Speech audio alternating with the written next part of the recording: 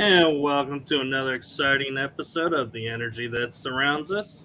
I'm your host, Michael, and tonight we are joined by my co host, Michelle Gray. Hey, everyone. And tonight we have a super special guest. We love him here. We wouldn't have our radio show without him. The one, the only, Jeff Renel. Thank you. That's too kind of words. Too kind. Thank you very much. How are you guys doing tonight? Good. We're doing Thanks for good. coming on. Hey, thanks for having me on. I'm really honored to be on your show. I've been super excited all week. Just really excited. And, I hope you don't mind, Michael. I'm going to go here really quick. We were just talking a minute ago how I found you on True Social with your show and brought you on to ETalk. And I cannot be more honored and happy and just feel privileged to have your show and you on ETalk with us. You've really added to ETalk. I'm really happy that I found you. Sometimes it gets really scary because it was like we didn't know each other at all. I just saw that you had a paranormal podcast on True Social. I was like, hey, let me just see if he wants to come over and be part of my shows. I need some new shows on ETalk. And, after I had asked you and stuff, I'm like, maybe I should have surveyed his show a little bit before I just asked him to come on. But this worked out beautifully. I couldn't be more honored to have you on. You've been awesome. You've been patient with me because this year has really been a crazy year for me. So you've been really awesome and patient and allowed some of these bumps and grinds that I'm going through this year to just, go through. And you've been doing your thing and just keep going. And you're there every Tuesday night. And now with Kel on your other show, you're there every other Thursday and you do it religiously. And I'm very, very honored to have you on ETalk and a part of ETalk, man. You're a perfect fit. Thank you very much. Aw, yay, Oh, man. man. You're not supposed to make That's the so host sweet. You don't cry. make me cry. Hey, you were trying to do that to me, weren't you? No, but thank you. And I got to say, I also appreciate your patience with learning how to do everything and being able to bring it over. And yeah, I remember our conversations of going, wait, what kind of show do you have? And I was like, wait, you didn't watch the show? We were laughing about that. Nope. Yeah, kind of just blind faith, but it worked out. It worked out great. Yeah. Just throw that feather in the wind. See if you can make a pillow. Yeah. Next time I'm definitely going to preview the person's show, but this worked out beautifully. I couldn't be more happy. And like I said, you've been amazing. You've been there religiously working on your show. And that's what we look for in ETalk. I'm not here to change anybody's show, anything like that. I just want to take with what somebody else is doing, bring that creativity onto ETalk with the other people doing their creative stuff and bring a variety of information. And that's what we're doing. We got everything from conspiracy shows, spiritual shows. I'm very proud to say that Astro Lunachick and the Guide to the Universe is back. She does her astrology show live every Sunday morning. And that's Susan Mayorga. And she's absolutely amazing. I love her to death. But we just got a whole bunch of different shows. I think we're up to like over 16 shows now, 16 different podcasts. And everybody does their own little thing.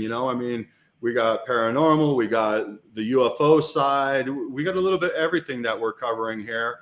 And we've been slowly growing. We're actually coming, I'm going to consider it our second anniversary. And that's when we do our haunted marathon in October. That'll be what I consider our second year anniversary, mainly because ETalk's been around for a while, but with what we're doing today and how it's formed today, this is basically the start of our second year come this October. And so I'm really excited to have you on. And, I'm just really excited to where we're going to take this and we're going to take this somewhere special. I'm not just going to be an average network. I want to be big. If I'm going to do something, I go all out, or at least I try to.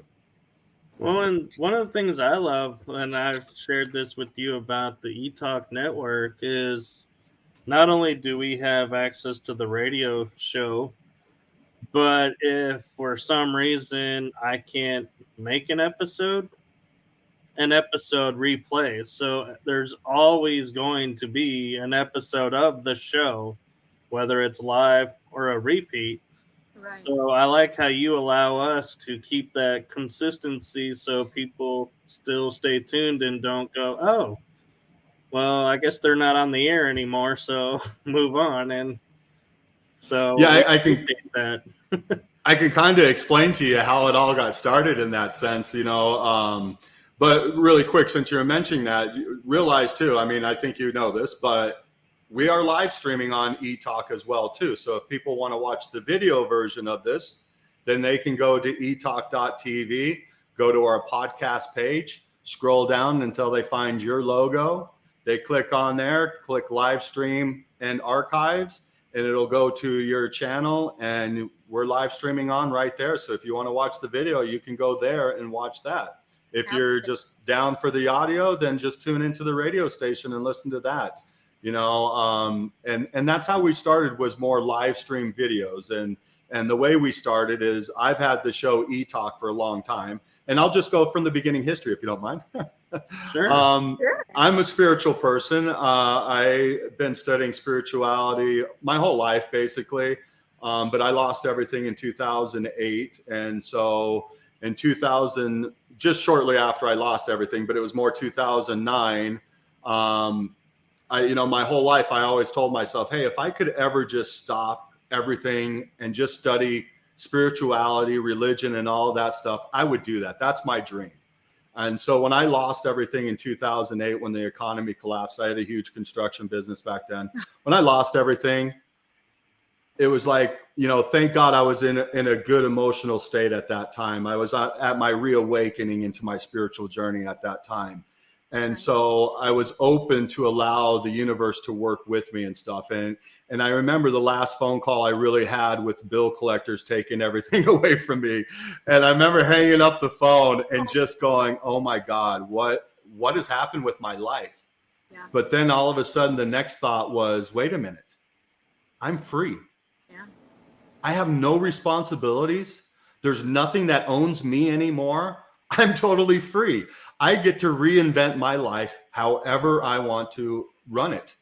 And, you know, because I always talk about a thing, living life by default. And that's what most of us do, is live life by default. And that's what I was doing up to that point. But once I realized I was free, it was like, oh my God, let's go have some fun. And so thank God, because I was basically penniless. And so thank God my parents supported me and encouraged me at that time to follow my dreams, because they helped me financially as well too, because I spent the next 10 years studying spirituality, studying a technique called ThetaHealing, which I highly recommend to everybody. I think it is the best modality out there, the most thorough, the most complete, with all the information it has. It will teach you that you are the creative energy of all that is, and the potential is all yours. It's only your belief system that lacks that potential. And so, you know, I had a friend that came through Salt Lake, because this is my second time living in Salt Lake. I lived back then when I lost everything. Then I went back to Vegas for a while. But I had a friend that came through town, and she had just gone through some Theta Healing classes, some instructor classes. And so I was talking to her and stuff. And so when she left, I realized, I'm like, you know, that's what I want to do. And so I had a doctor that I went to for almost 10 years prior to this that did Theta Healing. And so I was already introduced to it, and I saw all the amazing things, the amazing ways he healed me. He's listed as a chiropractor, Dr. Randall Robert, and he's listed as a chiropractor, but he does energy healing. He's the closest person to Jesus I've ever seen in my life. And I've met some powerful healers in my time. And he's by far the closest person to Jesus I've ever met. Absolutely amazing. The healing powers this guy has is just unbelievable. You couldn't imagine. I mean, I've seen him do miracles in front of my eyes. Just absolutely wonderful. So I already knew about Theta Healing and the power of Theta Healing. And so when my friend Amy told me about Theta Healing and what she had just done, I'm like, you know what? That's what I want to do. And so that's what I did. And I went for 10 years doing that. And so through those journeys and stuff, you know, and And I've always been into everything. Everything fascinates me. So UFOs, paranormal, spirituality, all of that stuff I'm down for. And I've always been down for it. So, you know, I went through the progression of the spiritual journey, and I had my aha moment, and I realized, you know, I don't want to say I realized everything, but I had that aha moment where I got it. Right. To me, life, I always thought life should just be basic. You know, I mean, it looks way too complicated, but it should just be simple. And with what ThetaHealing showed me and everything and taught me, I came back to that understanding. I realized everything was just simple. It has everything to do with our belief system. If I can believe I can do it, I can do it. If I can't believe I can do it, I can't do it, period. So I went on this journey, and throughout this journey, you know, I met some amazing people, and I started to help run a wellness center where I had my office. Me and the lady that owned it, Christine Essex, she was an amazing person, and she was running a place called Luminosity Wellness Center in Las Vegas. And I brought my office over there and started working out of there. And we just started just jiving. I mean, we just meshed together. We started doing all these events together, and I helped her grow the business. And then so eventually she gave me a part of the business, and then she got a radio show, and I was one of her co-hosts on the radio show. And we did that for a year. And you got to know, I used to be super, super shy. Stuff like the radio, this here, you know, I would never be able to do. But I became an actor for 10 years, and that helped break down the walls. Going through ThetaHealing, that also helped release the walls. And now I just don't give a shit at all. I don't care what anybody thinks about me. I just try to be the best. Yeah. What's that? Life gets bigger when your give a shit breaks. Yeah, exactly. I was getting my first arm tattoo, and my tattoo artist said, "You know what just happened, right?" And I said, "What?" He said, "Your give a shit just broke." And I was like, "Did it?" And now, yeah, it's so crazy. You can, when your give a shit breaks, you can become who you're supposed to be. Yeah. And I know that feeling about the tattoos too. I got my first one, and then I didn't get my next one for, I think, almost 10 years. But then after that, they just started popping up everywhere. But so through that journey, and she got me on the radio show, and it was really hard for me to be there, be comfortable, get out, you know, and just really be me on the radio show. But we had a lot of fun, and I got to meet another guy, Josh Carpenter, aka Mr. Blue or DJ Blue. If you see DJ Blue on our website, ETalk.tv, that's who I'm talking about. We quickly became friends. He was our IT website guy. And so we quickly became friends. And so eventually our radio show ended, and me and Josh are like, you know, we want to be on the radio again. And so we're messing around, and it's like, you know what, let's do like a UFO show. And he's like, yeah, that sounds cool. And so all of a sudden, ETalk just popped in my mind. And the reason it's ETalk is because you take the E and you put it next to the T, and you got ET. So I was like, oh, that's cool. I was like, I'm going to do that. I like that name. Yeah. So we went to go start a podcast called ETalk, and we sat down, we shot our first little episode, and it was just pre-recorded. And we got about, I don't know, 5-10 minutes into it. And I'm like, cut. And he's like, what's going on? I'm like, dude, just cut it. I'm like, dude, we're just regurgitating information. We don't know anything about UFOs. I'm like, we can't do this because that's not me. That's not me and my style. I don't want to go out there and act like I'm an expert when I know nothing about it, you know? Yeah. I mean, I knew stuff about it because like I said, I was into it, but the friends I know, they know about this. And so looking at what they know and to what I knew at that time, it was like, no, I'm not doing this. And so we put it on the shelf. We started some other stuff and played around with some other stuff and never got anything going and stuff really at that time. And so then I was helping a friend do helping her with a booth at a conference. And lo and behold, the person next to her booth was a guy named Brad Olson. I think you guys might know who he is, or at least I think you do, Michael, right? I do. Yes. And so Brad Olson, who's been on Ancient Aliens and all kinds of other shows, was right next to her booth. And so I got a weekend where I got a chance to talk to him, and we just instantly became friends. Aww. We hung out all week long in Vegas, and then ended up at Area 51 at the end of the week, and just had this most amazing week. Me, him, another guy known as Eric, the Awakening Man, who's a big time independent researcher. He's big on Twitter and stuff like that. And a couple other friends of ours, Reverend John Polk, and another guy, Scott Carmanis, who no longer hangs around with us. But the rest of us, all of us really became really good friends, and we all hung out for years and stuff. And it just like all of a sudden the floodgates just opened up for me, you know. And so next thing I'm knowing, I'm meeting David Childress, Giorgio, all these guys from Ancient Aliens. And, you know, when that show first came out, I'm like, man, I'd really love to talk shop with these guys. I'd like to really, because I'm a stonemasonry.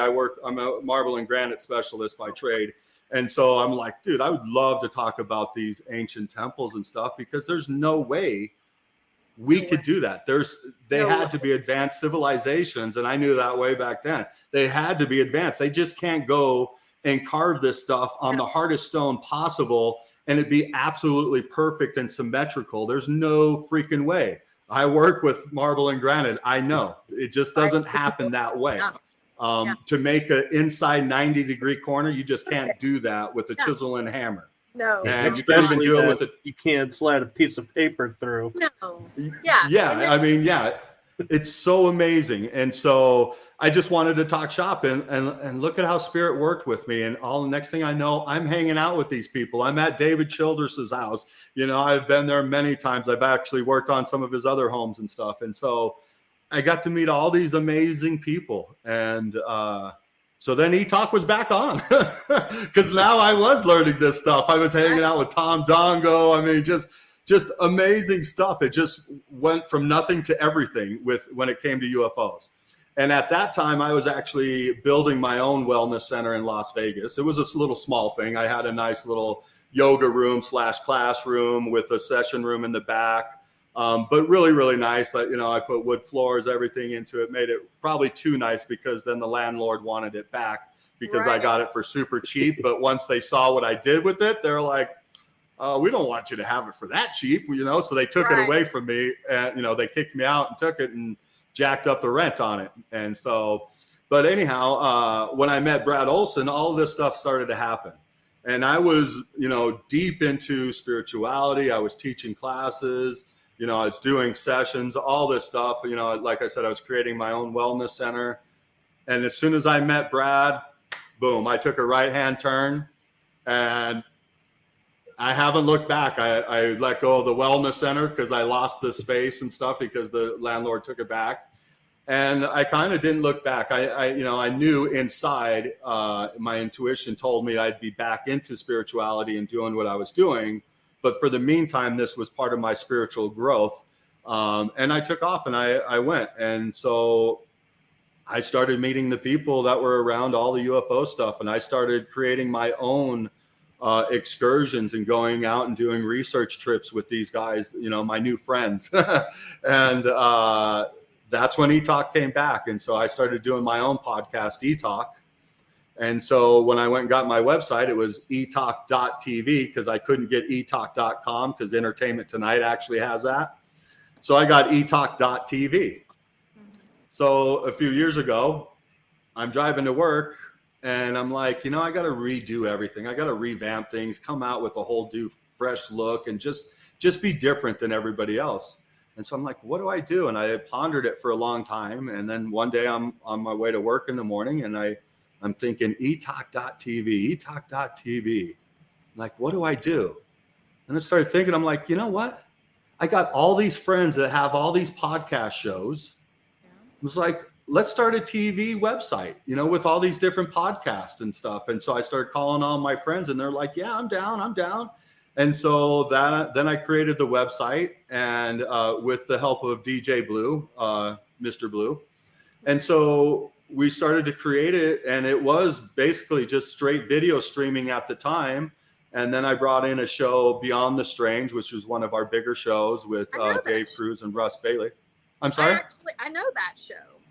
Oh, really? Yeah. Great show. I loved it. It was great. Yeah. So I brought them on, and Dave kept just jabbering in my ear. You got to get a radio station. You got to get a radio station.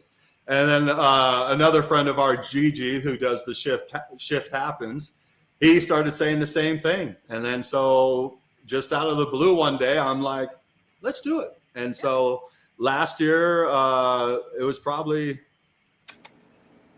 a little over a year ago. I think it was August, September, something like that, is when I actually purchased the online radio station. And then shortly after that, we did the Haunted Marathon, and ETalk was off to what you're seeing today. But, you know, we're slowly trying to morph it and trying to find new ideas, stay a little bit different than everybody else. So if you haven't been to ETalk.tv, please check it out. It's awesome, man. We got our own social media site. You can go on there, create a free profile. Once you create your free profile, just sign into it. You can post onto our social media site. You can go on there and check out all the different posts on there. And we've been posting for years now. So there's a lot of information on there. And like I said, we got up to 16 podcasts now, I think. I do 2 different shows. Michael does 2 shows. God, I'm having a brain fart. Dave Cruz, also does 2 shows. He does Beyond the Strange on Wednesday night. I believe it's from 6 to 8 Pacific now. Let me check on my thing, and I'll let you know for sure. And then he's also added. I'm sorry? I said DJ Blue has a show too. Yeah, DJ Blue, all the music on there is DJ Blue music. That's all the stuff he's done. And so DJ Blue doesn't typically do a show like a live show or anything like that. He mainly has his musics on there, but he'll be doing a show most likely for the marathon because he did last year for us. But yeah, no, it's really come out really nice. But yeah, we have the social media. We got all the podcasts. We have Brad Olson on here. Vivian Chevet, who's absolutely amazing. She has the show, The Infinite Star Connection. She's an Arcturian hybrid healer. She is amazing. I love her to death. She actually does ThetaHealing as well, too. Let me go here and find Dave's shows. Oh, I don't have it on here. But yes, I believe... Wait, I know I got it here somewhere because I just sent it to him. Sorry, guys. I don't mean to do this. Oh, no, you're fine. And I know where it's at. It's in a different section than what I'm looking at here. While you're telling that, I'll tell the funny story about when we brought my show over. You said, well, what time slot is your show? And I go, Tuesday nights at 9 o'clock. And you go, that's when my show is on. But I was like, oh, well, and then you go, well, let me finish this one episode and then it's yours. And I was like, you sure? Aww. Yeah, I've gotten busy, so I'm not really on. And so I was like, man, I was like, not only did you take a chance on blindly on the show, but you even took a chance on your time slot. And so I was like, man. Sweet. Yeah, and that really was a choice time slot too. As far as for the freedom of my schedule, it was the best for me. I'm going to start doing mine on Thursday nights now. So, but no, it was well deserved. I mean, I'm happy I did it for you, and that's, you know, truthfully what I'm doing with ETalk. It's about you guys, man. I mean, I'm just a small part of this. If it wasn't for you guys, then ETalk wouldn't be what it is today. I mean, I need the host. I need the podcast on there to do what I want, my vision. And so I'm just a small part of it. And, you know, truthfully, the only reason I went to go do podcast, I mean, I love being live on radio and stuff now that I've got through the fears and everything. But I did it because, you know, I knew I was going to go out and interview people. And I'm like, if I'm going to interview people and get knowledge, why not just turn it into a podcast? So then it's already recorded and I can share all that knowledge with the people around me too, because, you know, I'm really out about bringing people up and helping people in the best way I can. And so that's what I try to do. So really quick, I'll go over our list of live shows that we got right now. So Dave Cruz also has his new show called The Strangest Hour, which is Monday and Friday from 6 to 7 Pacific. And I put everything in Pacific because most of our people were on the Pacific time frame. And then Tuesday night, we got your show, which we are doing right now from 7 to 9 Pacific. Yep. Big applause for that. Wednesday night, we got Dave Cruz back here for Beyond the Strange from 6 to 8 Pacific. Dave was in California. He just moved to the East Coast. So he's an East Coaster now, but he still keeps the time slot for the Pacific. We have Tess in her wonderful show. Tess does the late night at the Rockies, and that's Saturday and Sunday night from 6 to 9 Pacific. And her show is really awesome. She's dedicated to, she's there every Saturday and Sunday night doing her show. She's absolutely awesome. I just love people that are dedicated to their craft. You know, it makes me jealous because I can't be as dedicated to my show as I'd like to be, but I have a million things I'm always trying to do because I just love doing all kinds of things. So I'm always busy, unfortunately. I would love to put more time to this, and that's going to be my focus now. Another show we got, which I absolutely love, JP was the co-host on The Shift Happens. If you've ever heard of The Shift Happens, that's a great show on the Fringe on Friday nights. But JP came over with his own show called Reperception. And that's Saturday night from 10 a.m. to 12 p.m.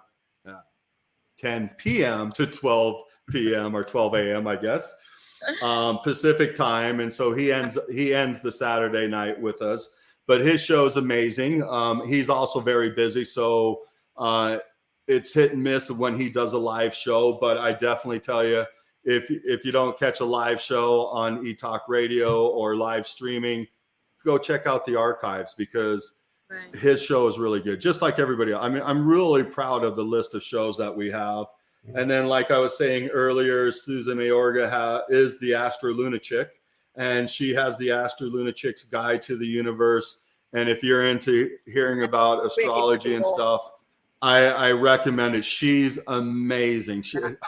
I'm so happy she's back. She took a little hiatus for a while from the winter till now, but she's back. And she's going strong. And so I definitely recommend you check it out because what she'll do is she'll talk for the first hour, typically how astrology is affecting our world and what's going on in our world and how it ties to astrology. She usually will take calls at the end of the show as well, too, and do a free reading for people. She actually did one for my daughter this last Sunday. I'm getting back into doing my shows as well, too, because I absolutely love it. It's so much fun. And so I'm going to be bringing ETalk TV Live, which is my podcast. Is ETalk TV Live is the name of mine podcast, to try to separate it from ETalk a little bit. So I put the live at the end. But we will be doing that Thursday night from 7 to 9. And then I also do a show called Consciously Rising, so I can do my spiritual stuff because that's truly what drives me is just understanding spirituality and the craziness in life and how beautiful beings we are, or spiritual beings we are, because we are the most amazing spiritual beings. All of existence is, but we are amazing. And if we really tap into our potentials, you know, the sky's the limit. I mean, the only limitation is your own belief system. But I'm going to go back to doing Consciously Rising as well, too. And I think I'm going to try to do Sunday mornings and either do it right before Astro Lunatic show or right after. But we have another show. I'm sorry? That's going to be a hard act to follow. You sure you want to follow that? Yeah. I think that's you might true. Want to do another day. You're right on the money there. That's going to be a hard act to follow. So you're right. I probably should go early in the morning. Yeah, maybe you should go like before her and be like with everyone's coffee when we're kind of just like waking up, and then she like slams in and handles business. So yeah, I mean, and she does. You know, she does. She's amazing. And then we have Vivian Chevet, who is amazing. She's huge in the UFO spiritual community. She has a huge following. She doesn't go live onto the radio, at least not right now. You know, I'm hoping that we can get her on. I know she said before she would love to. But I think they do their show. It seems like it's every 2 weeks, but their show goes live streams onto ETalk on their podcast page in ETalk.tv. So you can watch her shows Sunday mornings live there. And she's absolutely amazing. She brings in just amazing guests, man, and just people that, floor me all the time. But if you're looking for knowledge on spirituality and even extraterrestrial stuff, that's one of the shows you definitely want to check out. She is amazing. Like I said, she's a Arcturian hybrid healer, and I just love her to death. So I can't say enough good things about her. And then some of the other shows that we have on there too that don't go live, but I'm really excited to have them on there. If you don't mind, do I got time to talk about them? Sure. This is about you. Matt, definitely want to go check out that channel. Yeah. ETalk TV. ETalk.tv. There you go. Instead of .com or .tv. The dot. Yes, don't forget the dot. Some other great shows we have. We have The Obelisk with Jerry and Nish, and they're amazing. I mean, Jerry, I just love him. I just think the way his voice comes out and how he handles it as a host. I just love Jerry. I think very intelligent person, has great guests. They just very interesting to listen to. And when anytime I'm bored, I'll pop in one of his shows for sure. Another one that I just can't say enough about. He's become one of my good friends. I met him actually through Brad Olson on an excursion out at I think it was Mount Shasta when I first met him. But Brett Luter. Brett Luter is a researcher, author, just an amazing guy. He's getting ready to release a new book out here. He's just finishing up his book. He's written some amazing stuff. He's done research on Rastafari music, on how the music spreads love and just how they've captured that love feeling in their music. I can't even explain it the way he does, but it's fascinating. But with the Rastafari music, they're battling evil in the way they play it, what they sing about, all that stuff. And it's absolutely amazing. And when you hear him talk about it, you're like, oh, I get it now. I see what you're saying. Because before I would be like, what do you mean? Rastafari music saving the world? What are you talking about? But when you hear him talk about it, it's great. And Brett knows so many amazing people that he has just killer guests. He has Dan Willis on there, Mary Rodwell. Who else? I can't think of everybody else right now. But if you go to etalk.tv and go to the Brett Luter show, I would highly recommend you go listen to last year's Haunted Marathon show from Brett Luter. And that should be episode, I believe, 19 of his. It's his 2-hour special. And he interviewed David and Cheryl, Pastor David and Cheryl, and they're from the Yuma, California. They're a church in Yuma, California. They're one of the only churches that was allowed to stay open all the way through COVID.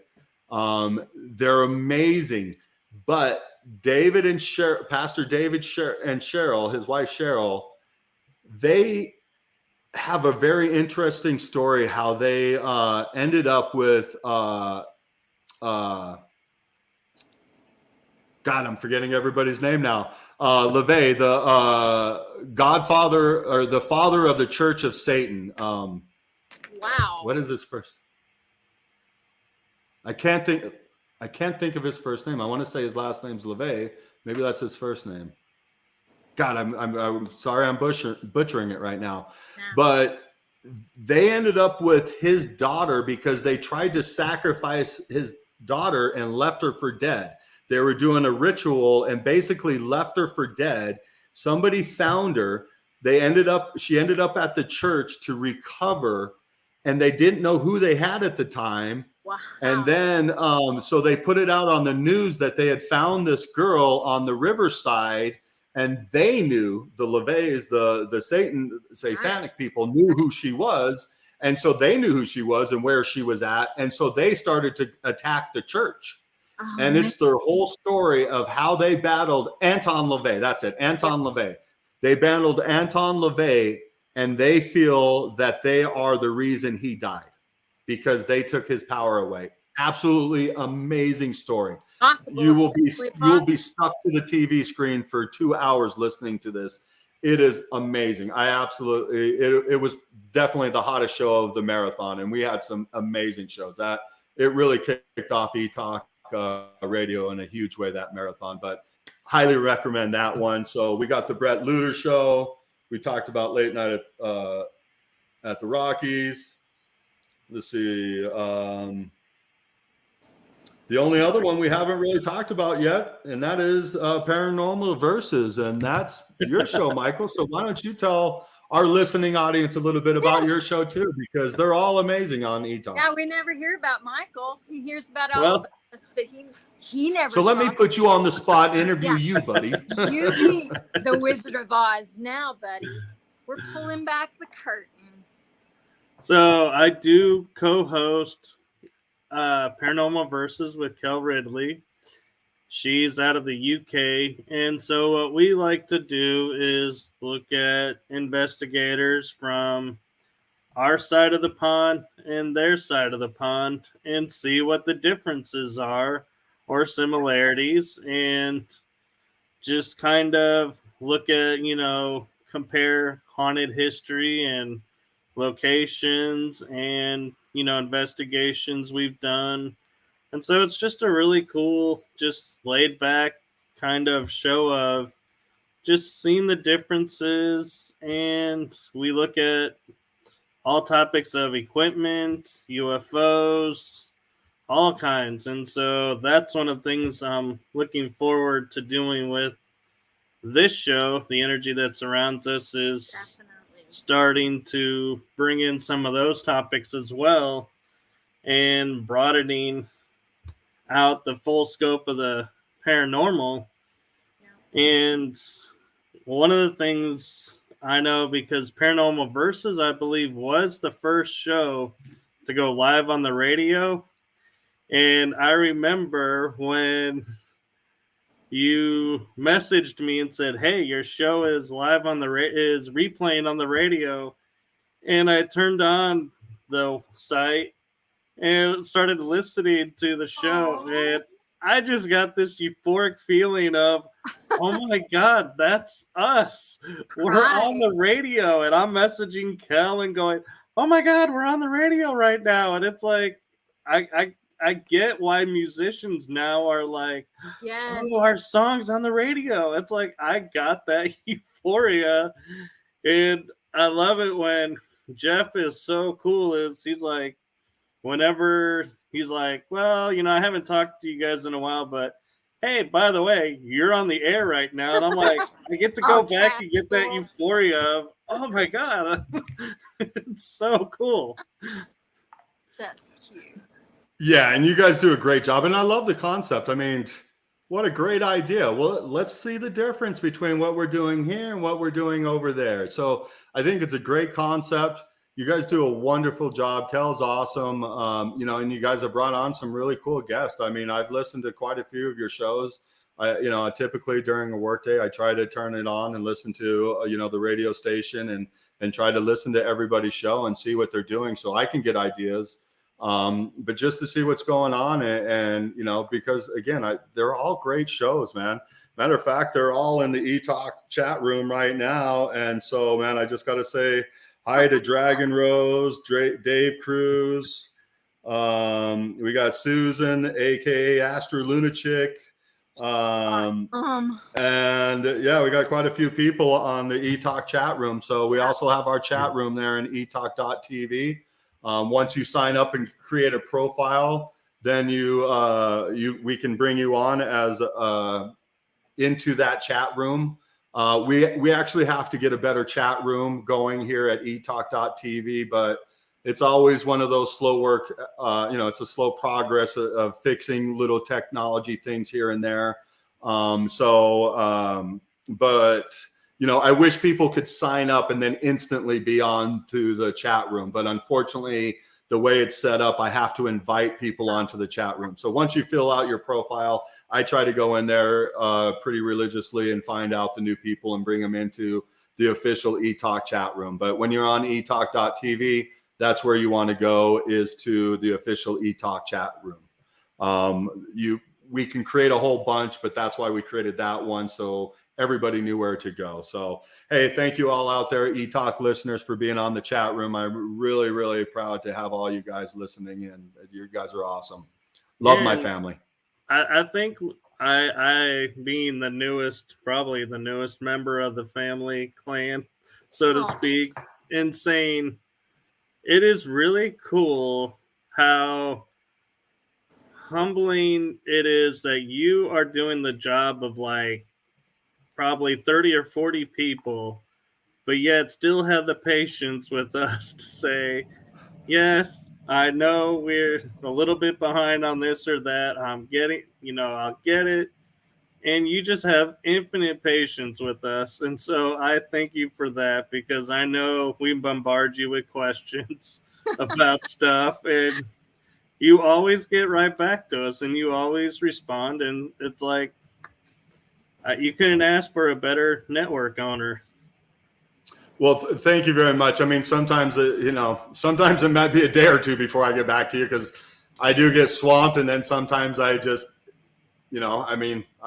things slip my mind because I'm so focused on what I'm doing at the present moment and stuff. I mean, I really try. I try to be patient. I mean, truly, when I had that aha moment spiritually, I just realized nothing matters. Nothing matters. We don't need to take things that serious. No.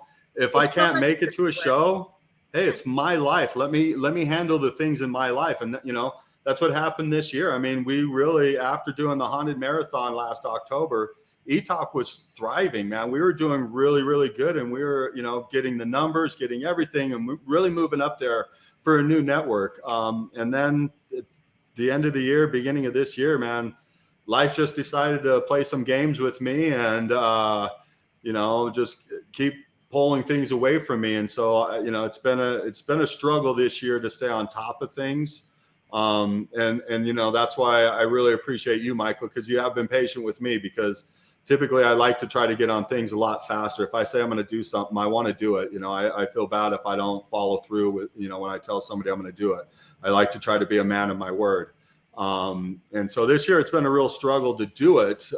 But yes, I try to, and you're right, man, Michael, I do a lot of different jobs here, especially, if I would have, it's kind of like with my cat. I love my cat to death. It's family. But if I would have known what I was getting myself into, maybe I would have just stayed without having a kitty cat. And if I would have known all the work I have with this radio station, maybe I wouldn't have got it. But you know what? Now that I have it, I absolutely love it. I mean, it's just so much fun. And truly, I have just as much fun bringing on your guys' show and helping you guys create your shows and doing what I can, and I still want to do more. I mean, there's areas I feel like I'm slacking in big time. So I'm hoping I can create the time to start doing some other things to help promote your guys' show even more, promote ETalk even more. So, thanks for the kind words, but there's a lot of times I feel like I am slacking, but I believe me, I'm trying to give it my all the time. Right. I don't need to rest because this just drives me, but there'll be times I'll just shut down and just go, okay, it's time for Jeffy time. And I'm going to shut down for a while and, go to the lake, go camp. Well, if I go camping, I want to go researching camping and not just camping. Get grounded.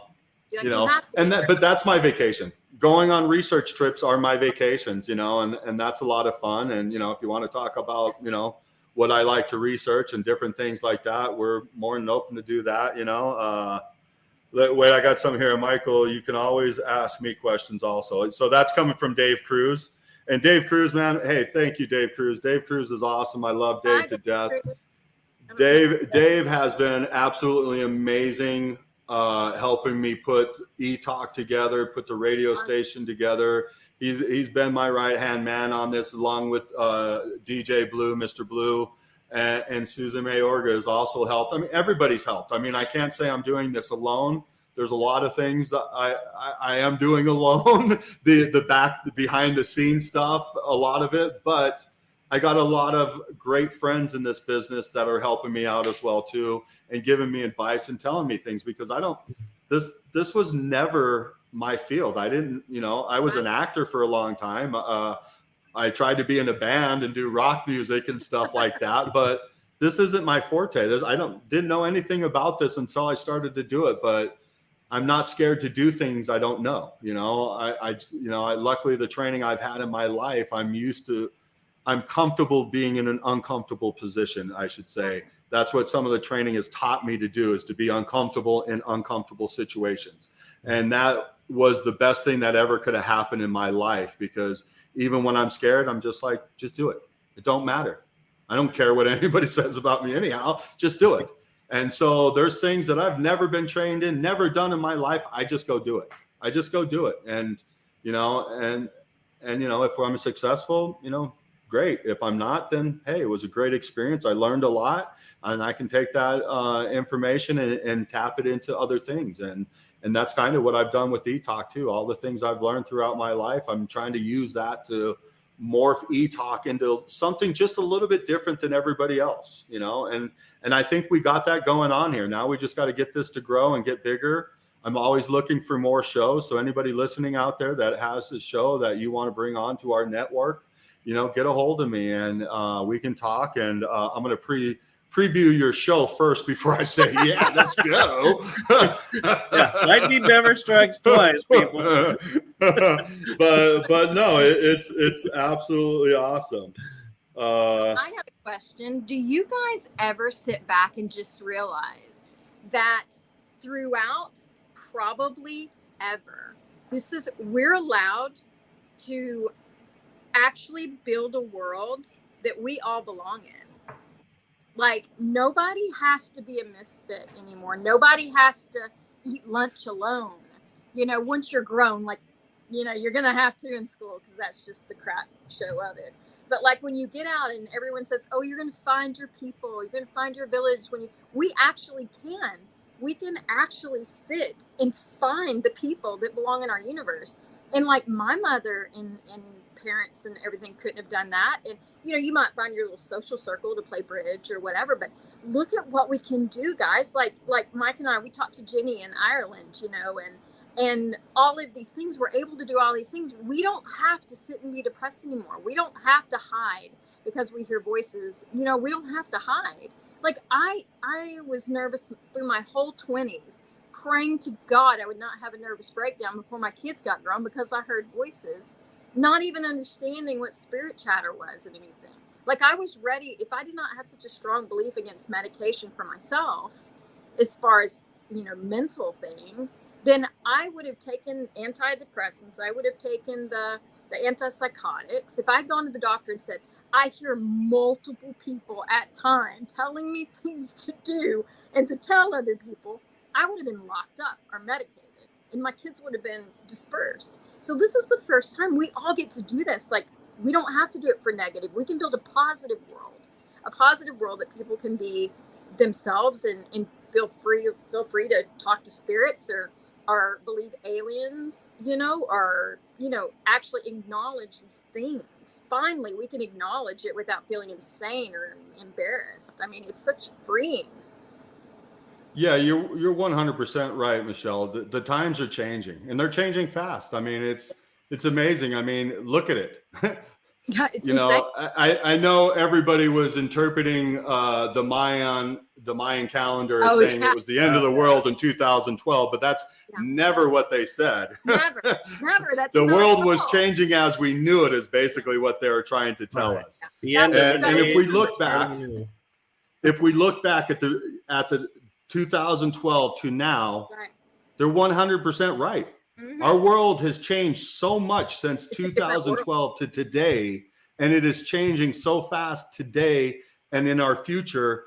Who knows what we're going to be at in another 5 years? But no, it's really, really nice, Michelle, that all of this is starting to come out, especially because the knowledge we're going to get from this now, to be able to really, truly study us. I just did a show Friday night, The Shift Happens, I was on my friend Gigi's show, and we talked about the UFO hearings that just happened this last Wednesday and stuff. Whoa. And you know, I don't follow that stuff that much because I think it's a dog and pony show. But what happened this last Wednesday was a really good thing, a really good thing. And what's amazing, what I like about it is, yes, now it's coming out into the open. It's really coming out in the open. I like being one of the weirdos back in the day where nobody really was into this. I like being that weirdo that brought it up. Hey, you know what we can do? You know, and they all look at me crazy, but that's just who I am. But what's really nice about this, and I was talking about it on the show, is now that it's getting out in the open, now that it's acceptable, what are we going to learn? Because now the growth of knowledge of this subject is going to go exponential. It's going to skyrocket. And what I referred it to on the show is like with marijuana, when they first legalized marijuana. I was in Vegas when they first legalized it there. Congratulations. And what I saw as far as the information that came out after it was legalized was absolutely amazing. I mean, absolutely amazing to learn about terpenes and all that stuff and how they worked and the difference in all of them. I mean, they're herbs. Yeah. They're herbs in our marijuana. And if you understand the terpenes, then you could literally go to the dispensary and say, hey, I have these symptoms. Yep. And you could go and look at the terps and figure out what terps are in there and say, yes, this is the one I need for my issue. And so the knowledge and the information on marijuana it skyrocketed and it just blew up because now they're giving out grants to all these people to study this stuff. And so I see the same thing's going to happen in the UFO community. You know, I think, you know, we're going to shortly with, you know, I don't know how many years, I couldn't even tell you. But we're going to have, you know, we're going to have that open dialogue with alien beings, I think, really quick here. I think we are. And so it might destroy what we're doing with our podcast. We might have to venture off into some other mysterious unknown thing to go research and stuff. But it's going to be amazing what it's going to do for our world, what it's going to do for each one of us, the technology that's going to come out as far as health and healing. You know, with you know, there's talk of the med beds out there right now and all this stuff. It's going to be absolutely amazing. But when we as people can truly be who we truly are and are not bombarded with all this negative stuff and all this stuff that doesn't truly exist because we're being lied to and we're being repressed and we're not being opened up to what we truly are as spiritual beings. And when we actually learn from childbirth on, and actually better yet, when we know what's going on when we are actually carrying a child, whether we're the mother, the father, whatever, and the energy we put into the child in the womb, when we realize what we're doing there, everything's going to change. I mean, when I went through ThetaHealing, I learned all about that stuff, about tribes that when their wives or their woman was pregnant, all the whole tribe did was always just fill the woman with love and love and love and love. Yeah. Because if you don't know what happens when the baby's in the womb, okay, and if the mother is very stressful and the life is very stressful for that woman, the mother, the baby feels every bit of that. And so what happens is then the baby will grow up with stronger muscles and bigger bones because the baby is already in fight and flight syndrome. Okay. And so it's been in fight and flight syndrome ever since it was in the womb. So it comes out basically ready to fight with bigger muscles and bigger bones and all of that. If you shower that baby in the womb with love, now the baby will come out with a bigger frontal lobe, already ready to be enlightened. But people out there that were born like me in that stressful family and that stressful mother and all of that stuff. And I love my mother and I love my dad. Great people. I love my mother, I'm glad I came through the life that I've come through, because it made me who I truly am today. Yeah. But don't fret if you did come up in that type of family environment, because it's up to you to make those changes, to learn how to love yourself. And when you learn how to love yourself and you start to release the stresses and all that stuff, then you can start to operate in the frontal lobe the way you're supposed to operate in the frontal lobe. And then that's where you're going to be able to tap into your spiritual abilities that are absolutely amazing. And let me tell you, we all have the ability to do everything. Telepathy, everything.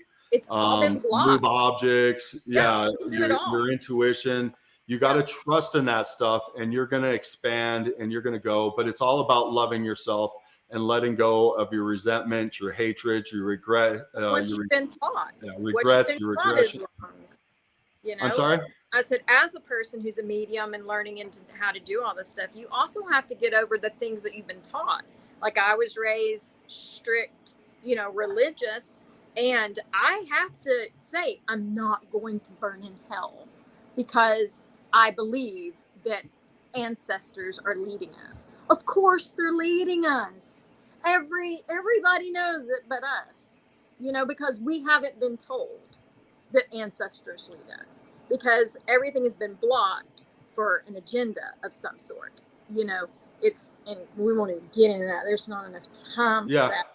But our ancestors are 100% behind us, the ones that have passed on, even the ones that are here right now. But it is truthfully, I teach, it's not selfish, it's self-love. Okay. Right.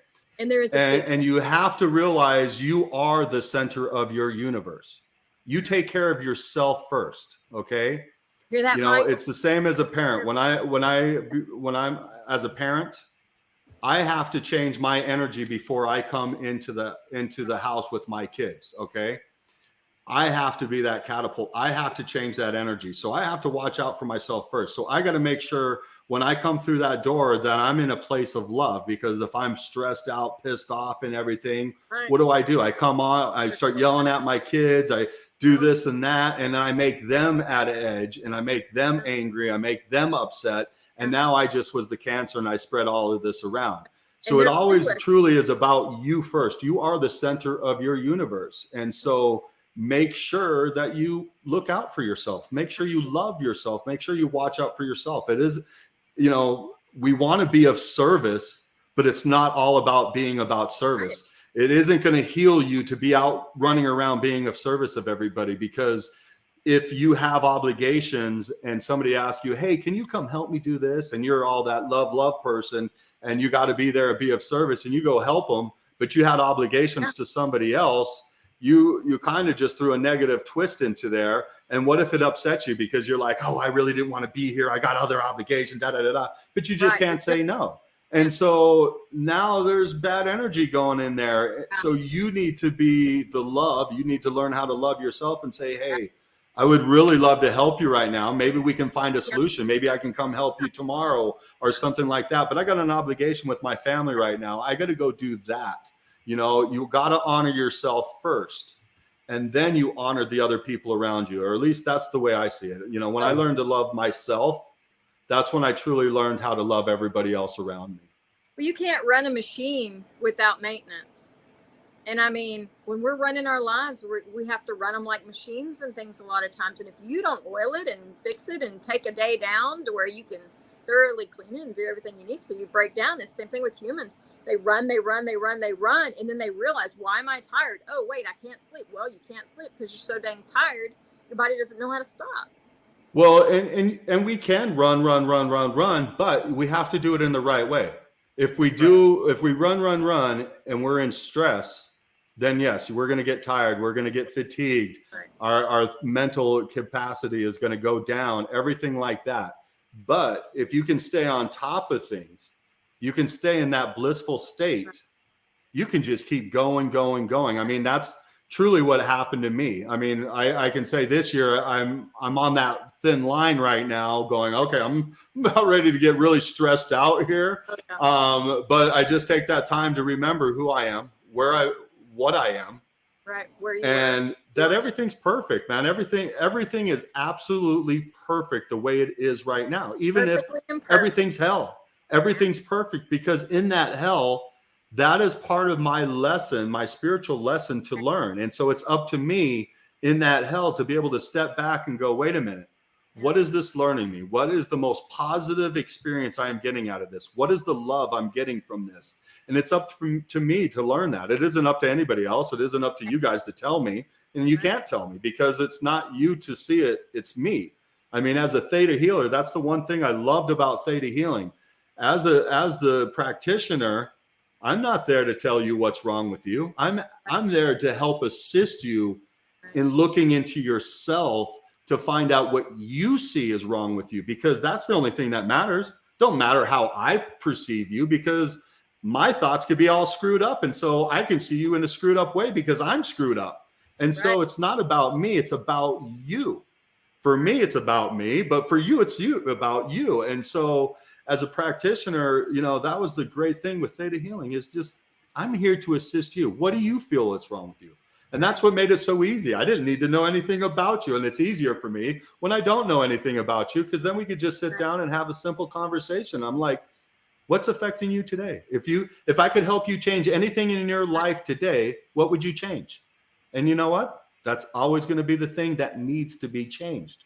Right. And sometimes people want to deceive, because it's us fighting our subconscious and the belief system in our subconscious. And so our mind's going to try to trick us to hold on to that belief, because that belief is actually serving us. And so it's there. And so, you know, your clients are going to play tricks on you, and they're going to go, oh, well, it's this, or it's this over here. But, you know, the funny thing is you can't hide from it. Yeah. You can say it's this, or you can say it's that. But if you've got a good practitioner in front of you and knows what they're doing, they see that. And all I have to do is ask questions over and over again. I just ask you simple questions, and I'm going to take you out of the conscious mind and bring you into the subconscious mind. And all of a sudden, you're going to have this aha moment, and you're going to go, oh, wow, I never saw that before. But how we just worked it down, and how we worked it down to, because we're typically trying to work it down to childhood, because that's when that program came into existence. Right. Whether you could have brought it into this life, but it's still their childhood. So we want to get to childhood to identify it and stuff. But when we work it down that way, the beautiful thing too is you almost see how you programmed yourself with it. Right. And so it's just so fascinating. We are so fascinating. We're amazing. And back to how all this started is when we start to understand who we truly are, and we start to teach our young how to see that way, teach our young about the chakra system. I mean, the chakra system, so many people just understand the basic parts of the chakra system. It's so much more, and it's so much more rewarding when you understand it, because when you understand what organs the throat chakra works with, what emotions it works with, your sacral, your solar plex, what organs do they affect, and what emotions do they affect? And when you understand that, you can start to look at yourself and feel your body. And when your body starts to feel out of whack, like maybe we're having this conversation, all of a sudden my jaw starts to get tight. Then I can sit there and I can go, okay, if my jaw's getting tight, then that means something's going on with my throat chakra. And so if I'm honest enough with myself, I can kind of look at myself and ask myself questions. What's going on here? And so I'm either not being truthful or I'm being over truthful, one of the two.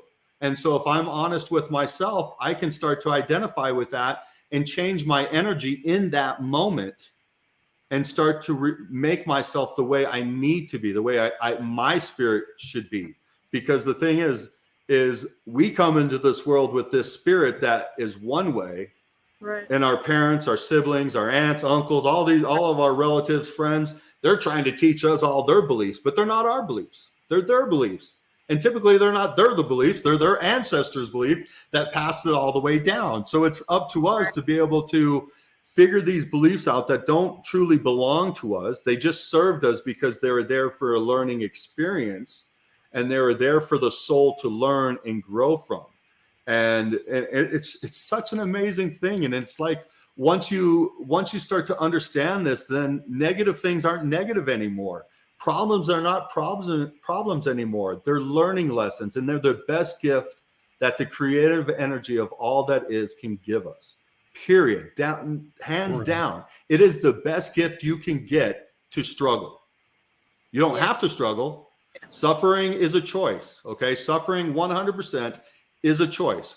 We can go through all these issues like I've been going through huge issues. This is truly almost one of the worst years of my life, but I'm in such a good mood most of the time that I can't call it the worst year of my life. But there was one year I lost everything I had, and I was doing really good in life. So I don't know if anything could compete with that year, but it's our choice. It's our choice.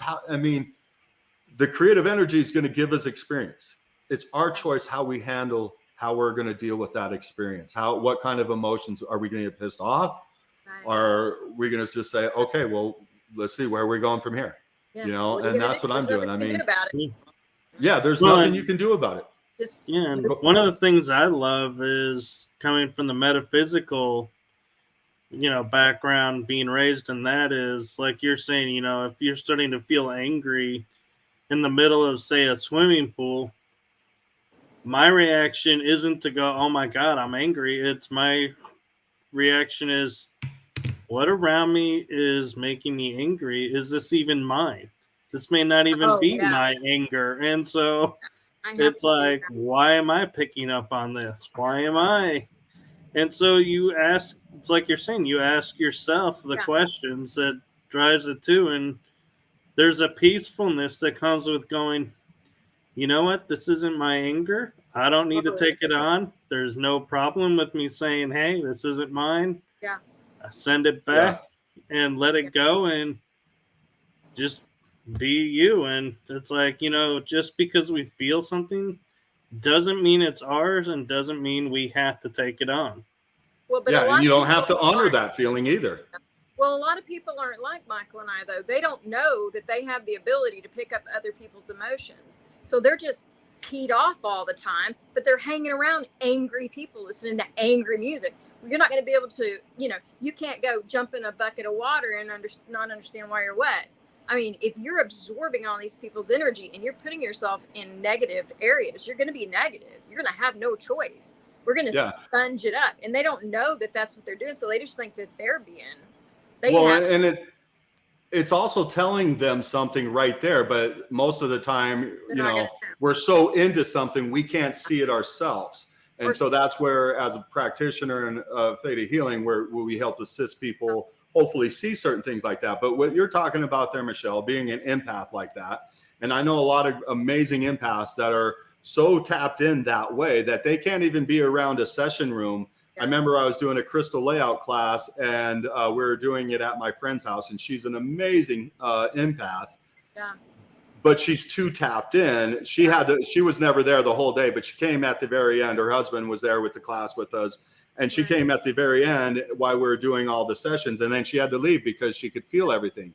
Yeah. But the thing about that, Michelle, is what you're talking about there is if they could look at themselves honestly, the problem that they're having there is they're too worried about everybody else. They're not focused on themselves. And that's why they're stuck in everybody else's empath emotion, is because they're too worried about everybody else. And that's usually all of our problems. No, we don't want to look at ourselves.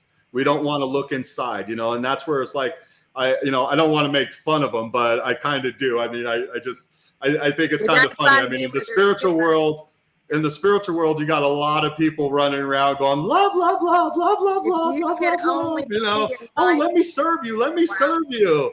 And when they come to me and we do a session, a lot of times it comes up, it's like, well, you resent God.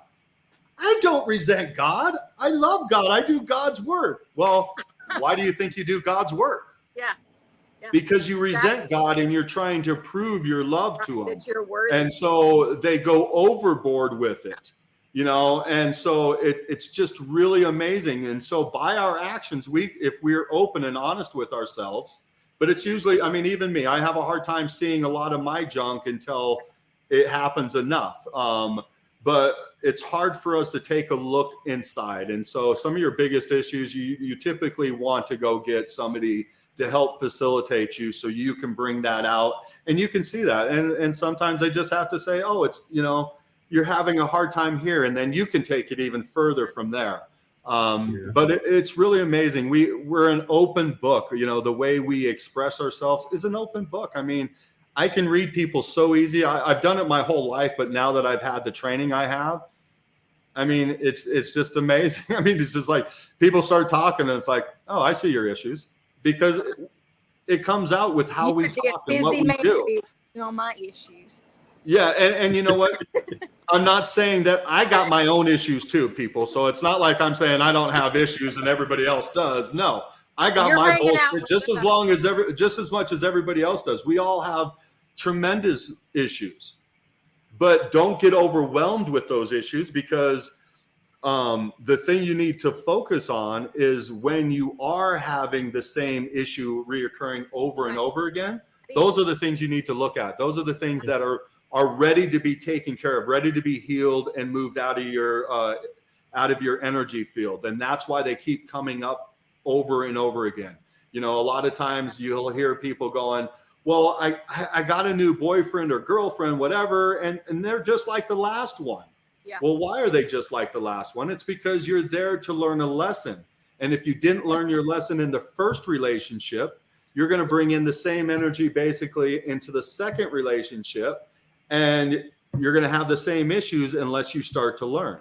The great thing, though, is, folks, is if you're in between relationships, or even if you're in a new relationships, just take a look back on your past relationships and look at the issues that you've had, and look at the ones that have been the same issues in one relationship after another. Then you can say, oh, well, that seems to be an issue, and you can start to work on those issues. And so, you know, it truly is easy. It just seems difficult because the way we look at things and stuff, it just seems very complicated, but it's not. It's super simple. We just got to look at it. And when it, complicated. our emotional issues can look very complicated, because it's like, oh, I could be in regret. I could be resentful. I could be insecure. I could be jealous, all these things. But all those things at the end, the only thing it means is you're not loving yourself. That's all it means. Yeah, you know, any issue you have in life, what it comes down to is you're not loving yourself. Plain and simple. I got a sign over here in my house that says fearless. I used to have it up in my wellness center. Why fearless? It's not because I'm a daredevil or anything like that. Right. But the lack of fear is love. When you're fearless, you're in love. Right. Because when you're out of love, then you're in fear. Does that make sense? Yes, it actually does make sense. Yeah. And it's kind of interesting, because growing, you know, with the metaphysics, I was always taught and gravitated towards the principle of the mirror, to where when somebody walks in front of you and if they trigger anger in you, it's like, okay, is that their anger or your anger?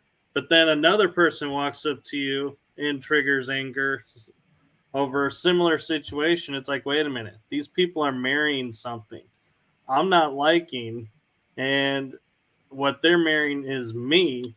And it's like, what am I not liking about me in this situation? And why am I not handling this right? And so, yeah, it helps, because it like puts in front of you, like you're saying, what you need to look at and work on. So like, one example is, you know, if you're in a party and you walk up to 3 people and you have, you know, everyone's laughing, you have great conversations, then you're in a great place. You're exuding happiness. But if somebody comes up and says, man, I can't believe you did this, and you're like, I didn't do that. And then somebody else comes up that you have never met and go, man, I can't believe that somebody did this. And you're like, no, that I didn't do. It's like, wait, why are you getting defensive? Why are you getting angry about this? What about you in this moment, in this situation, is owning this? And what is your part? And it's like, you can go, okay, wait a minute. Yeah, this shouldn't be triggering me. This isn't who I am. Why am I owning this? And it's like you're saying, you know, it opens up your subconscious to saying, yeah, we got something to look at here. Yeah. And just realize this too. And this is something I love about Trump being out there, but this is one of the first rules in Theta Healing. When we teach a class, one of the first rules we tell our class, if you get triggered, it's you, period. If anything triggers you, it's you. It's your belief system, anything. And that's what I just laugh all the time because everybody's like, well, Donald Trump speaks so badly, da, da, da, da, da.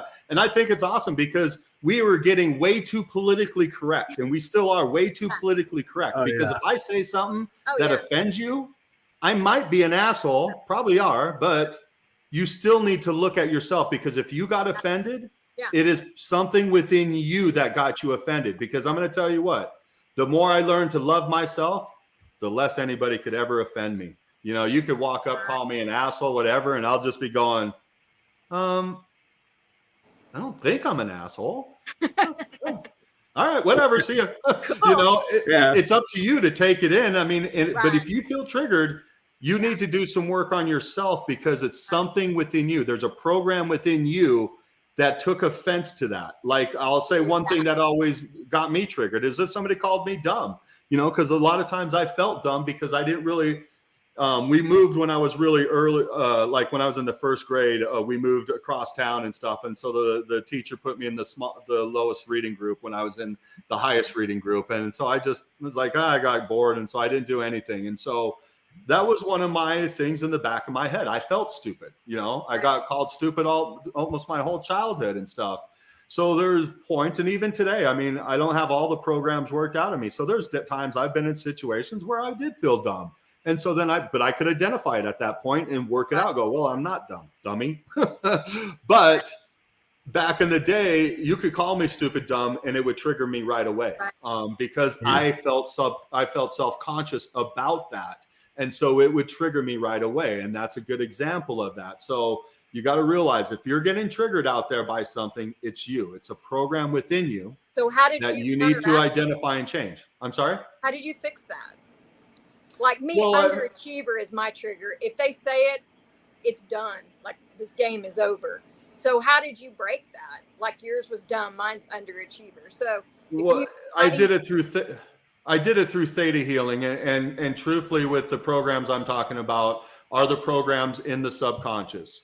And those programs in your subconscious, you can change in a few ways. Like, if you use Buddha mindfulness, I don't know, are you familiar with Buddha mindfulness?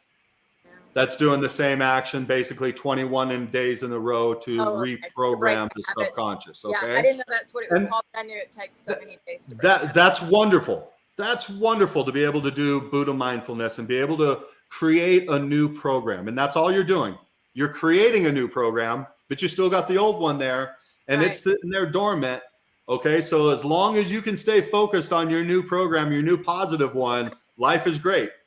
But as soon as somebody triggers you, the mind is so amazing and so quick, it's going to jump back onto that old program without you realizing it. And all of a sudden, you're going to be operating from those back programs. And I know this firsthand, because when I was going through all my spiritual teachings, I was teaching ThetaHealing at this time. I mean, I was in cloud nine. I was in the top of my game at that time, and I was dating somebody, and it was a long distance relationship, and she was the love of my life. I mean, she's the one that got away from me. And there was a point, though, because it was a long distance relationship, she started to pull away. And I remember my thought in my head. It was like, well, if she's going to do this, I'm going to end it my way. And not in some bad way or anything like that, but I'm going to take care of myself. I'm going to do this. I'm going to do that. I'm going to get selfish. And basically, I started to ruin the relationship. I started to self-sabotage. But it was only because of my programs that I was afraid of, and I was scared. And because of all the things that happened in my childhood, because my childhood wasn't that pretty and stuff in a lot of ways. And so it took me back to childhood. So I started acting from childhood programs without even realizing it. It wasn't until after the whole relationship was done. And thank God, again, I have a lot of training. So I do try to pay attention to myself and what's going on. And so I was able to sit back and start to see it. And then I started to realize, I'm like, oh my God, there's a program hiding there. And I went right back into that program, and I started acting like a child, a little bit more mature child, but I still was acting like a child. So basically, when you do Buddha mindfulness, you can create the new program. And hey, if you don't have any other way to go about it, do this, because if you can operate in that positive program long enough, Right. Those negative eventually start to fall off, but that's longer. That takes way longer than 21 days. Right. I'm talking 2-3 years down the road. You're so stuck into those new behaviors and new beliefs that the old ones get foreign. And that was me. And I'll give you an example of this. Throughout most of my childhood life into my adult life, I was a very angry person because that's what I grew up around. Now, let me take that back. I was a very loving person. Right. But I had very angry, upsetting, quick to get upset programs installed into me from childhood. And so I would get upset really quick, and I'd have huge conflicts because I am a very loving person, but the programs I was taught were very negative and stuff. So I was always in that negative energy. I mean, I could trip over an extension cord and be pissed off for a whole week because of it, you know? And so I lived in negative energy, and I've seen this in a lot of my clients too. That was my comfort zone. And so to be happy was very uncomfortable to me. Yes. But when I finally started to make this change and started on my reawakening back, I think when I was, well, I had to be 38 because that's 2008. Well, that's when everything collapsed. Well, actually, no, I'm sorry, 36. It was 2006 when I started to have my reawakening.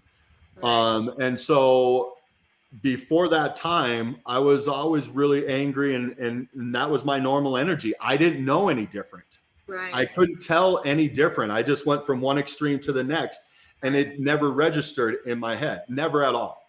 And it wasn't until I started doing the spiritual classes and ThetaHealing and some other training that I started to become aware of it. As a matter of fact, one guy once in one of the training courses that I was in, the facilitator was like, you know, you can be happy or you can be mad.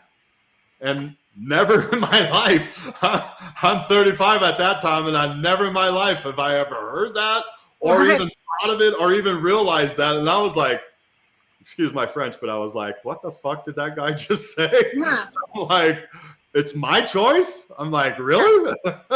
But that was the trigger that allowed me to start to change, because before that, I had no clue. I had no clue at all, but that opened the door. It didn't change things right away, but that at least allowed my brain to start to reset and go, wait a minute, there's other options out there. And so then I had to start choosing from those other options and choosing from the right options to actually change this. And so then eventually, like now, I'm always happy. Right. When I start to get upset, then I notice that right off the bat. I'm like, what am I doing in this energy? I don't like this. Let's change it. And so then I start to sit down, meditate, take deep breaths, whatever tools I have to use at that time to be able to get myself back to what I choose to be in. And I choose to be a happy, loving, inspirational person. That was my quota back in the day. If you asked me who I was, I didn't say Jeff Renel. I said, I am a loving, happy, inspirational, powerful man. And when I say powerful, it wasn't powerful like I'm going to overpower for you. I'm powerful in my core. I'm powerful in my heart. I'm powerful in my conviction. I'm powerful in who I want to be. Yeah. And so, and I really challenge people. These are the identifications you want to find for yourself. You want to identify yourself in these ways. Before, I was a weak, pissed off, angry person that couldn't do anything for myself. I mean, I did do a lot of stuff for myself, but I think you understand what I'm trying to say there. Now it's a whole different story. Right. I thrive now. And I mean, I still have bad days. Today was, started out as a great day. And then at lunchtime, everything went south in a bad way. But we're here again. I'm laughing, having a great time. I changed that energy. I actually changed the energy right away in this afternoon when some accident happened. But as soon as I was able to walk away from that energy, I was able to get right back to who I am. Before, like I said, I could be pissed off for a week, no problem. Now, as soon as I can remove myself from the energy, I can be back to being happy within minutes. And so, but it's all on the choices that I make, and that's it. The one thing I realized through my spiritual journey, it's always our choice. Always. Always. That's one thing Gandhi was showing this. It's always your choice. You can sit there or, you can have somebody, force you, make you their slave and make you do this, make you do that. And if you do it, That was your choice. Right. But Gandhi showed us we can just sit on the street and not do nothing, and you can't make me do anything. You can sit there and beat me. You can do whatever you want. But until I was done being beat, if I got so sick of being beaten, I got up and I did what he wanted me to do, or whoever wanted me to do. That was my choice. I was sick of being beaten. So it was my choice, and I went and did that. Yeah. But it's always your choice. Who are you? What do you want to be? Where do you want to go? Yeah. It's always your choice. There's always a choice there. And that's what we have to do a lot of times, is we have to sit back and look at what are our choices and where can I go from here? Again, this year's been horrible for me, but that's what I've had to do. I've had to sit back and go, what are my choices? Right now I got to sit there and do the same thing. What are my choices? What am I going to do? How am I going to proceed forward in my life? And then again, the other things you want to, are what are my goals in life? What do I want to achieve in life? Because you need to know that, because when I sit there to make my choices, does these choices support who I am and where I want to go in life? And if they don't support who I am and where I want to go, then that's probably not the right choice for me. And that's probably not the direction I want to go. But you also have to remember the effect of you doing that also. So you have to be able to own whatever comes from you. I can say, I'm not going to get a regular job. I'm going to just start businesses, do it till I get tired of it, sell it, liquidate it, do whatever I got to do. But I'm going to have to own the fact that I'm going to be hustling and have to have that hustle mentality and pay Uncle Sam more money and, pay 5 times more taxes on crap I've already paid taxes on and do all of this kind of stuff. I'm going to have to own that. But for me to be able to have the right and the option to say, I'm not doing it. I can barely sit still for an hour. I'm not going to go sit. I can't do a desk job, but I'm going to have to own what's going to happen for that. I see a lot of people saying, I'm not doing it, but they're not owning the rest of it. So it's a package. It's not just like I'm going to not do it. Well, if you don't do it, this is what's going to happen. If you can not do it and own that and keep on going, cool, go with it. Yeah, you have to take action. There's no doubt about it. I mean, the creative energy of all that is you, and it loves you unconditionally. So it's going to support you in any way, shape, or form.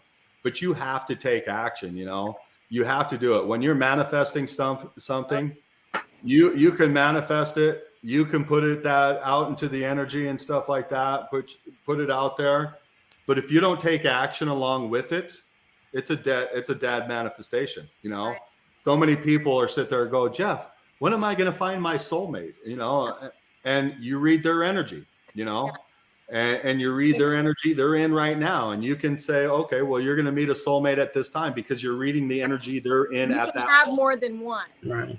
And they don't. Well, yeah, you can have more than sexual. You can have more than one as well too. But what I'm saying here is when I read somebody and I'm reading what they want me to find out or whatever, right. If they want to find out about their soulmate, I'm reading their energy as of now. Who are they at this moment? Okay. But if you tell somebody, hey, you're going to find your soulmate at this and this particular time, they might go home and sit on the couch and wait for that particular time. Well, now you just changed your energy. You changed everything about you. Now that soulmate coming into your life probably isn't going to happen. And that's the thing. When I do readings with people, I tell people how you project your energy from this moment on is crucial, because once you find something out, you can go, well, I can take the rest of the day off because, hey, I know this is going to happen. Well, once you change your energy, you change your future. That's important. Right. I never tell anybody that. And I've been doing readings off and on for about a year and a half-ish. And I never think about the fact of, I just told them, that this person is not the, but then there's going to be the next one. And I tell them these things. And then what are they going to do that's just altered that? Like they just totally messed, kind of butterfly effect kind of thing. They just messed with that. So it's almost like I feel guilty to tell them too much because I don't want them to jack up the good stuff. So I never think about telling them that. Like, do you really want to know? Because it could change the chain of events into which it doesn't happen. Because if you don't make that wrong turn or go down that wrong aisle, then you won't see that cute person at the end that you're going to act like you need some really stinky body wash just to get close to so you can maybe talk to them. Not from personal experience or anything, but, you can't do that. So that's great. to know that you need to be telling these people, listen, there is a chance that if I tell you this knowledge, then you're going to break the natural chain of events that has led to this. So that's really good to know. Because I know about responsibleness. You know, I'm always talking about you have to be responsible with your gift. You can't just, because you hear it, you can't just say it. I've made that mistake. I've done that pain to somebody and I can't do that. You have to be, but I never think about saying, I'm giving you the option. I have this possible knowledge. Do you want the possible knowledge? And do you accept the chance that I may not be wrong, because by telling you, we've altered it. So yeah, that's fascinating. And you hold a huge responsibility when you're doing this kind of work. It's okay. huge. Because the way people look at you, the way people want your knowledge, want to know, because they can't tap it. They haven't cleared themselves enough. They don't trust themselves and love themselves enough to be able to tap in themselves. Right. So they're looking at you to tell them the information. They want you to tell them everything. Right. And that's really not your job either. Right. But if you come to me for a reading and stuff, I need to, for me, I respect and love this field so much that I'm going to tell you the truth, even if it doesn't make me look good. Okay. Right. And I'll tell you a quick story. So when I was helping run Luminosity Wellness Center in Las Vegas, we used to do, I can't think of the name of it, but we did a Halloween special where we had all of our practitioners there. We would have like a haunted house, and then we would have all of the people come through, and you could go to each practitioner and we would all be doing something different, you know, whatever our own specialty is. And since I do theta healing and I've been able to clear a lot of my resentments, rejections, and all that stuff, I've opened myself up to all of my, well, what people will call psychic senses, but they're just your other senses that we've kind of tapped away from. We're choosing not to read it. This information is coming in 24/7 to everybody. It's just whether you can identify with this information is on you. You need to be able to read the energy that the creative energy of all that is giving you. So one of these Halloween events, God, I wish I could remember the name of it, but we were doing one of these events and I'm like, you know what? I think I want to do readings for people. I think I'm going to do future readings. This will be a lot of fun. And so that's what I was doing. And this lady came in and I was having a great time up till that moment. And this lady come in and she was like, you know, my sister's in the hospital. She's not doing good. I believe she had cancer. And she was, you know, she was giving me the whole spill about what was going on and stuff. And she was like, is my sister going to make it? And so I started reading the energy. And so when I was reading the energy, I saw she would make it through this. Oh, great. But I also saw that 6 months down the road, she would have a relapse and she wouldn't make it. Yeah. So we're there for a fun night. Okay. I could just tell her what she wants to hear and send her out the door, and my night could go on the way it needs to be. But I'm me, so it wouldn't go on the way it needs to be because I love everybody way too much and I honor people too much and I honor myself. And so I'm not going to sit there and lie to anybody. I won't lie to myself. I won't lie to you guys. And so I basically what I told her is I was like, you know what? Your sister's going to make it. But I would suggest this. Make sure you spend as much time as you possibly can with her for the next 6 months. And that's how I left it. I didn't want to ruin the whole night, right? But I wanted to make sure she knew, you know, because that would be even worse to say, oh, she's going to make it, she'll be fine, and then not tell her the other part that I saw. You know, I didn't tell her that she was going to pass away, but I just made sure that I stressed, please make sure that you spend as much time as you can with her for the next 6 months. And I felt, you know, at the time I was under pressure because I never had this. I was expecting a fun, relaxed evening, and I wasn't expecting anything like this. Less fun a lot of times. Yeah, so I was under pressure. I felt this was the best way to, to actually let her know the information and to feel good about myself, and that we could all move forward in that night and have fun. And so it was a huge lesson for me, and a great lesson. And I'm honored that she gave me that lesson, because that's what our clients do. I mean, I've learned more about myself through my clients than I have, just me doing my own work. But theta healing is pretty amazing. And so when you get into it and start doing belief work and stuff, the things you discover, especially if you're honest with yourself, it's amazing. I mean, we are amazing beings, and just believe in yourself, love yourself, and everything's going to be all right, man. Everything's always all right. It's awesome. That's the perfect way to end it, because we are actually 37 minutes over the show time. Holy cow, Michael. You're not supposed to go over on ETalk. You know that, right? No. Oh my gosh. The boss is going to find out. We can go for 2 hours. It don't matter. Well, we can, but I won't probably be able to stay awake for the whole 2 hours, because long day for me. I'm just joking. I'm just having too much fun. It's always fun, and we'd be happy to have you back on, and we can continue this on another episode. Hey, I would always love to be on. I mean, truthfully, we never even got to talking about, I know. We just got started. Yeah, we're just getting started, and that's it. That's why I run a 2-hour show, because it's like even 2 hours isn't enough to do a show. Once you get into the good stuff, then all of a sudden the show's over with. But no, I would love to come back on, because we could talk about some. I'm privileged to do some amazing research trips. I mean, as you know, Michael, one of my good friends, Ryan Burns, owns Space Wolf Research, which is adjacent to Skinwalker Ranch. So I get to spend a lot of time there. Matter of fact, I was supposed to be up there this last weekend with a friend, but we had some miscommunication, and so I get to spend a lot of times there. I know a lot of crazy stuff about that place, and I've done a lot of fun journeys, paranormal journeys. I was at the Mezpa Hotel in Tonopah, Nevada, which is supposedly they claim it's the most haunted hotel in America. I don't know if it is, but that's what they claim. But it was pretty crazy. I heard a lady. Maybe the lady in red screaming one afternoon when I woke up for a nap, so I could do research that night. But fun place. I mean, if you guys ever want to come out to the West Coast, we can go hit it.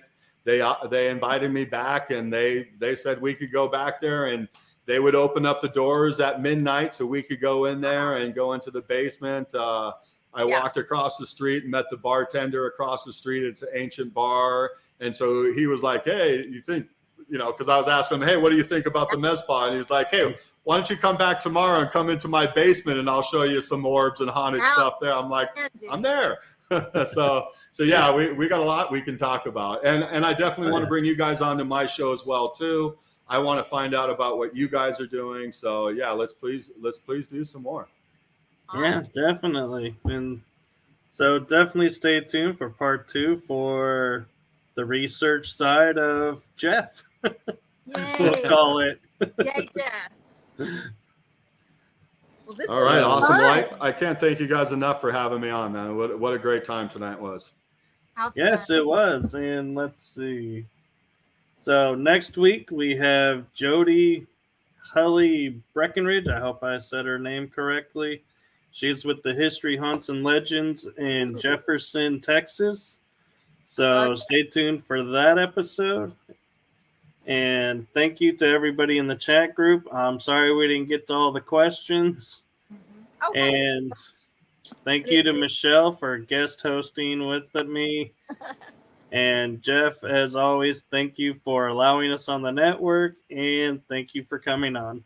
Thank you, Jeff. Hey, thank you. It was my pleasure, and it's my pleasure to have you guys on. I'm really excited for your show. And thank you to all the energy that surrounds us, listeners out there that I haven't met yet or got a chance to chat with in the chat rooms and stuff. Hey, thank you so much for being here today. I'm really honored, and I hope you guys enjoyed it. So thank you. And thank you to Beyond the Strange for popping in and welcoming me to ETalk. And I subscribed, so just letting you know. So good night, everyone. Good night. Good night. You have just listened to the energy that surrounds us with your host, Michael Koff. Be sure to tune in next week for our next episode.